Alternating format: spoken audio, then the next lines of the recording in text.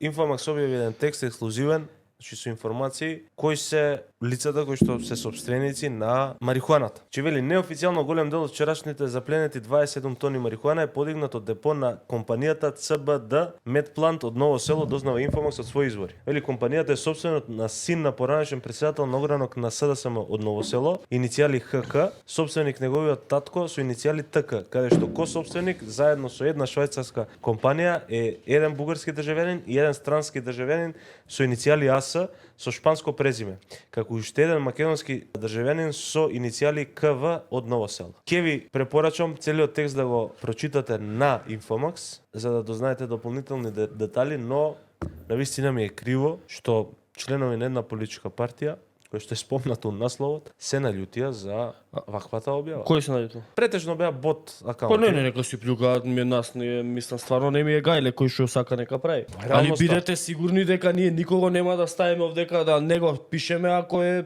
мислам, се справиме обе за дилери на дрога. Кои што ги трујат нашите деца. Апсолутно, мислам нема што тука. Фактичка состојба е тоа.